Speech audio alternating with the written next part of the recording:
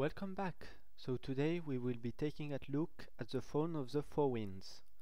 The first boss is the Conclave of Winds. We'll be doing this on normal, but it still requires pretty good gear. First, you will have to burst Anshal. Now while you're fighting him, you will have a debuff that silences you, stopping you from using kill command or man pet, and you will also have a debuff that reduces your haste by 2000%, making it impossible to get focus back.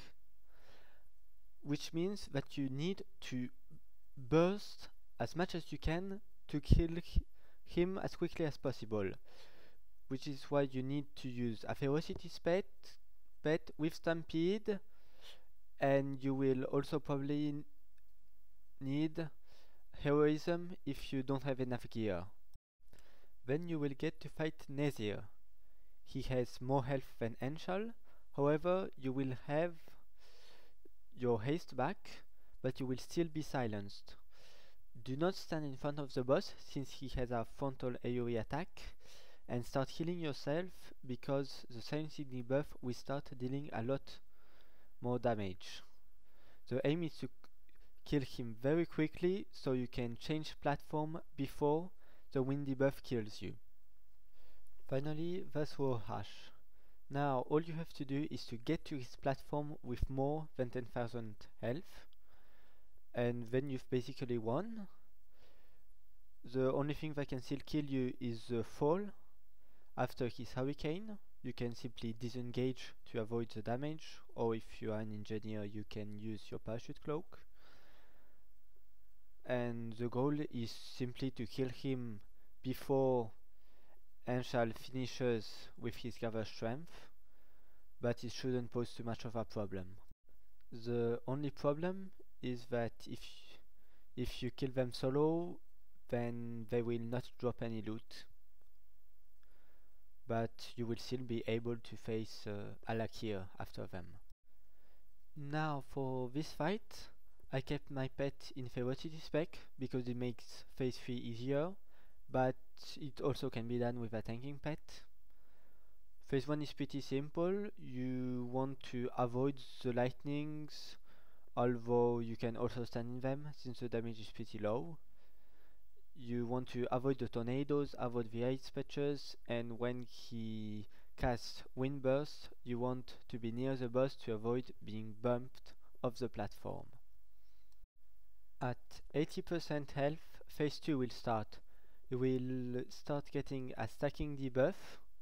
It really won't hurt at the beginning, however you need to have enough DPS to get him to 25% before the debuff starts becoming unhealable. Every 20 seconds he will spawn a Stormling. If you kill a Stormling, it will give him a stacking debuff that increases his damage taken for 20 seconds. So you can't just kill them as they appear or the debuff will fall off, and it's better to have it active in phase 3. So you want to wait until there are 2 or 3 Stormlings and then start killing them one by one, and refresh the debuff at the last possible moment. They also deal AoE damage, so you don't want to get too near them or to tank any of them.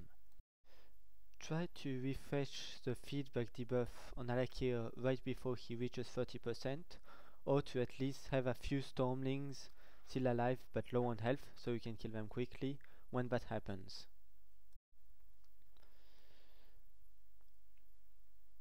During phase 3 you will fly, but if you get too near or too far from the boss, you will take damage and you will be stunned.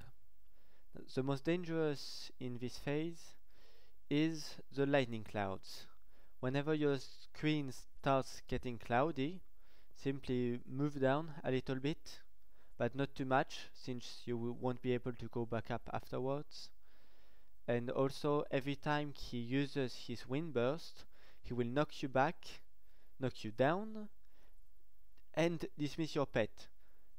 So you will have to summon your pet back, use it to heal yourself if you've lost health, and move near the boss to avoid the next wind burst throwing you into the relentless storm.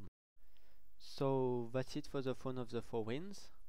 I hope this guide has answered all of your questions, and if not, don't hesitate to put them in the comments.